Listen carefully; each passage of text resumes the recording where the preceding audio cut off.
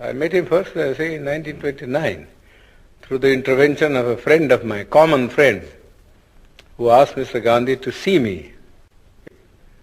And so Mr. Gandhi wrote to me, saying that he would like to see me.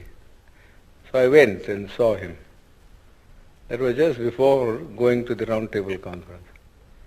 And then he came to the second Round Table Conference. Didn't come for the first. And he was there for about 5-6 months.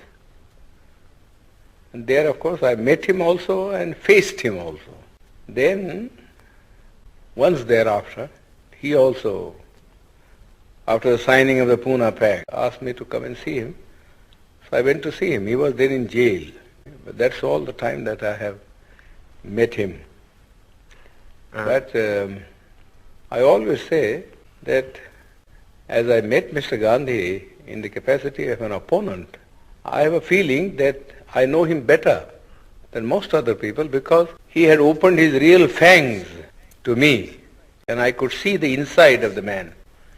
You see, while others who generally went there as devotees saw nothing of him except the external appearance which he had put up as a Mahatma.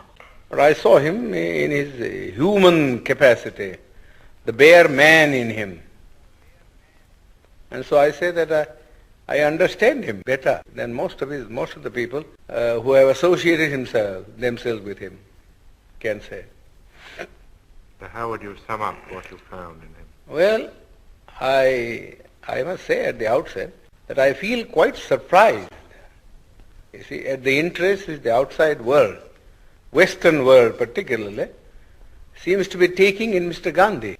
I cannot understand that. So far as India is concerned, he was, in my judgment, an episode in the history of India, never an epoch maker. Gandhi has already vanished from the memory of the people in this country. His memory is kept up because the Congress party annually, if he gives a holiday, either on his birthday or some other day connected with some event in his life, has a celebration every year going on for 7 days in a week. Naturally, people's memory is revived. But if these artificial respirations were not given, I think Gandhi would be long, long forgotten. You don't feel then that he fundamentally changed the aspect of... Not at all. Not at all. In fact, he was all the time double dealing. He conducted 2 papers, one in English, the Harijan, and before that, Young India. And in Gujarati, he conducted another paper, you see, which is called the Deenbandhu or something like that. Now, if you read the 2 papers, you will see how Mr. Gandhi was deceiving the people. In the English paper, he posed himself as an opponent of the caste system and of untouchability, and that he was a Democrat.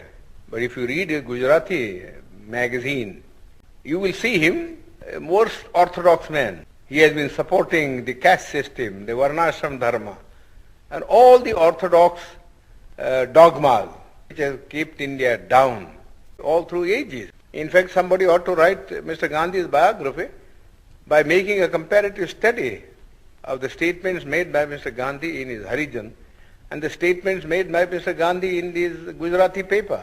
There are 7 volumes of it. The people, the Western world only reads the English paper, where Mr. Gandhi, in order to keep himself in the esteem of the Western people who believe in democracy, was advocating democratic ideals. But you got to see also what he actually taught to the people in his vernacular paper. Nobody seems to have made any reference. All the biographies that have been written of him, you see, are based upon his Harijan and the Young India, but not upon the Gujarati writings of Mr. Gandhi. Then what were his real intentions with regard to the scheduled castes in the structure? Well, he only wanted, you see, there are 2 things about the scheduled caste. We want untouchability to be abolished. But we also want that we must be given equal opportunities so that we may rise to the level of the other classes. Mere washing off of untouchability is of no consequence. We have been carrying on with untouchability for the last 2,000 years. Nobody has bothered about it. You see, nobody is bothered about it. Yes, there are some disabilities which are very harmful. For instance, people can't take water, and people can't have land, you see, to cultivate and earn their livelihood. But the other things which are far more important, namely that they should have the same status in the country and that they should have the opportunity to hold high offices so that not only their dignity will rise, but also they will get what I call strategic positions from which they could protect their own people. Mr. Gandhi was totally opposed. Totally opposed. He was content with things like temple entry. Temple entry, that was all the thing that he wanted to do. Which is nobody cares for Hindu temples now. The untouchables have become so conscious of the fact that temple going is of no consequence at all. You live in the untouchable quarters, just the same, whether you went into the temple or whether you didn't enter the temple. People, just as for instance, people at one time would not allow the untouchables to travel by railways because of pollution. But now they don't mind because the railways won't make any separate arrangement. But because they travel together in the train, it doesn't follow that their life in the villages vis-a-vis the Hindus has in any sense changed. Whenever the Hindu and the untouchable alights at a railway train, see, they assume their old robes. So you would say Gandhi was an orthodox Hindu? Yes, he was absolutely an orthodox Hindu. He was never a reformer. He has no dynamics in him. All this talk about untouchability was just for the purpose of making the untouchables drawn into the Congress. That was one thing. And secondly, see, he wanted that the untouchables should not oppose his movement, Swaraj. I don't think beyond that he had any real motive of uplift. He wasn't like Garrison in the United States, who fought for the Negroes.